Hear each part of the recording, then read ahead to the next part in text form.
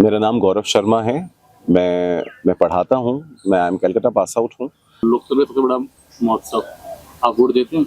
बिल्कुल देता हूँ। हर बार देते हैं? हर बार देता हूँ। पीएम मोदी पिछले 9 साल में आपने फॉलो तो किया होगा, हर जगह उनकी बात चर्चा है, तो उन्हें आप कितने पॉइंट देंगे अलग अलग मुद्दों पर, आर्थिक, सामाजिक, राजनीतिक, विश्व पटल? जरूरी नहीं है नंबर भी देना। हाँ। आपको जो उनका अच्छे काम लगे हों या देखिए, चूंकि जैसे मैंने कहा कि मैंने बहुत स्ट्रांगली इतना कभी रीड नहीं किया मेरा, लेकिन हाँ एक बात ज़रूर है कि पिछले 9 साल में अगर काम हुआ है तो वो काम रियलाइज भी कराया गया है। हो सकता है पहले भी ऐसे कुछ काम हो रहे हों जो रियलाइज कराए गए हों, नहीं कराए गए, पर अभी वो काम रियलाइज कराए जाते हैं, लोगों तक पहुंचते हैं, लोगों को पता लगता है कि ये काम हो रहा है। विकास जैसा एब्स्ट्रैक्ट पॉइंट नहीं उठाया जा सकता सिंपली कि विकास हुआ नहीं हुआ। मेरे कुछ ऐसे जो मुझे मेरे निजी जीवन से संबंध रखते हैं और उनमें विकास हुआ है तो मुझे लगेगा कि विकास हुआ है। लेकिन अगर मैं किसानों की बात करूंगा या मैं किसी की बात करूंगा जिनके अकॉर्डिंग, अगर जिनके अनुरूप विकास नहीं हुआ तो विकास नहीं हुआ। तो विकास बहुत ही एब्स्ट्रैक्ट है, पर हाँ बहुत ही हार्डवर्किंग पीएम है, बहुत ही हार्डवर्किंग पार्टी है, बहुत सारा काम करते हैं। तो हाँ, मेरा बहुत स्ट्रांग विचार अभी भी यही है कि चूंकि मुझे उनके ऑपोजिशन में कोई भी इतना वर्दी नहीं लगता कि मैं उसके बारे में सोचूं भी, तो शायद हो सकता है कि मैं मोदी जी के साथ फिर से जाऊं। G20 और विश्व से G21 जो कि कल मोदी ने चेंज किया है, जी बिल्कुल। अफ्रीकन यूनियन लिया है, इसको कहेंगे आप, इतना बड़ा महोत्सव हो रहा है भारत में, इसकी अध्यक्षता भारत कर रहा है। देखिए, अध्यक्षता भारत का करना वो तो एक पासिंग द पार्सल भी है। इंडोनेशिया से हमारे पास आया और अब जो है आई थिंक ब्राजील के पास जाएगा 1 दिसंबर को, तो 30 नवंबर तक G20 हमारे पास है। पर हाँ, उसमें भी भारत ने G20 समिट का, जब हम प्रेसिडेंसी कर रहे हैं, उसकी अध्यक्षता कर रहे हैं, तो हमने भी उसमें 2 से 3 मुद्दे जोड़े हैं और जो कि विश्व पटल पर सभी ने उसको बहुत सही तरीके से लिया भी है, एक्सेप्ट किया और उनको ऐड किया है।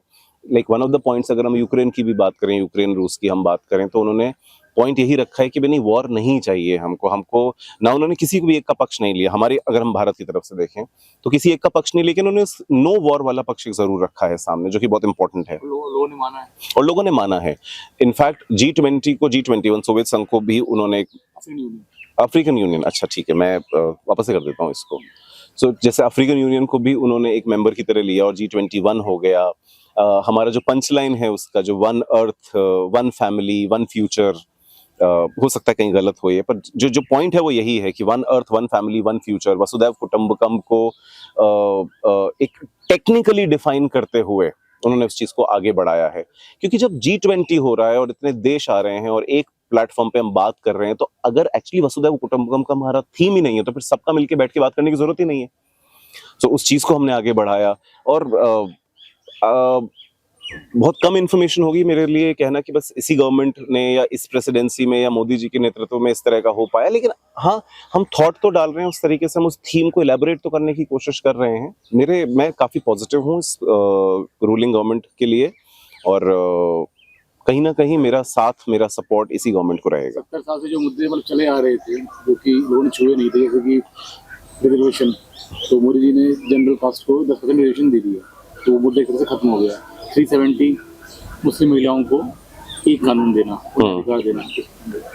हाँ, सो कुछ मुद्दे हैं जो 70 साल से चले आ रहे थे, जैसे कि 370 है या 3 तलाक वाली एक बात है, या फिर मंदिर निर्माण की ही बात कर लीजिए। तो हर किसी एक चीज को कंक्लूड करना, बहुत सारी गवर्नमेंट कई बार इस चीज को कंक्लूड नहीं करना चाहती क्योंकि वो बैकफायर कर सकता है। शाहबानो का केस भी अगर आप देखेंगे, सो 1985 का है वो।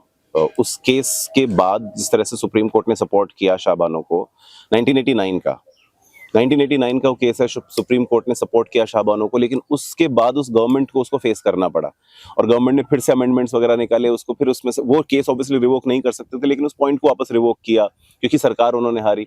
तो अब अगर सरकारें इस तरह से काम कर रही हैं कि हम अपनी सरकार हार जाएंगे अगर हमने किया, यहाँ मुझे थोड़ी सी इनमें हिम्मत ज्यादा दिखाई देती है। ये चीजों को कंक्लूड करते हैं। चाहे आप 370 की बात कर लीजिए, इनिशियली कितना उसके ऊपर अगेंस्ट हुआ था। 3 तलाक में आज भी इनको अपोजिशन मिलता है। अगर राजनीतिक दृष्टिकोण से देखें तो एक बहुत बड़ा वोटिंग परसेंटेज जो है वो लूज कर सकते हैं। बहुत सारी चीजें हैं, लेकिन इन चीजों का कंक्लूजन करना, आई मीन मंदिर निर्माण एक अपने आप में बहुत बड़ी चीज है, लोग चलाए जा रहे थे, कब से चल रहा था वो। तो the government has conclusion which again gives me 1+ point. आपका प्रोफेशन उसमें कोई चेंज आया? मैं पढ़ा रहा हूँ, मैं पढ़ाता हूँ और एक एक छोटी सी इन्फॉर्मेशन थी कि भाई जितना जैसे डिजिटल पेमेंट है, डिजिटल की बात करूंगा, उसमें से पेमेंट की बात करूंगा, तो कहते हैं कि 5 कंट्रीज मिलाकर, यूएस, कनाडा, ऑस्ट्रेलिया, 2 और कंट्रीज हैं, उनको मिलाकर जितना डिजिटल पेमेंट होता है उसका 67 to 68% इंडिया के थ्रू हो रहा है। सो वो एक रूपक है, एक मेटाफर है। डिजिटल इंडिया जिस तरह से आगे बढ़ा, मुझे मेरे प्रोफेशन में आज उसमें चैलेंज भी है। मैं एक टीचर हूँ, मैं ऑफलाइन आराम से पढ़ा रहा था। ये सब जो क्रांति आई उस वजह से मेरे को हर्ट भी हुआ, but at the same time ये मेरे लिए ओपन भी कर रहा है, अपॉर्चुनिटीज ओपन कर रहा है। सो अपॉर्चुनिटीज बढ़ रही हैं। बाकी पॉपुलेशन है जिस तरह से बढ़ती जा रही है, सर्वाइवल ऑफ द फिटेस्ट तो रहेगा ही। एक सरकार पे हम पूरी तरह से मर दें कि आप अभी सही करेंगे और जो गलत किया वो भी आप ही ने किया, वो शायद सही नहीं होगा, वो जायज़ नहीं होगा।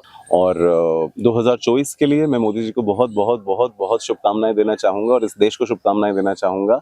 हम प्रगतिशील रहें और प्रगति करते जाएं, अलग अलग आयाम छूते जाएं, हम वो करते जाएं जो हम शायद पहले सोच भी नहीं सकते थे। धन्यवाद, बढ़िया। ठीक है।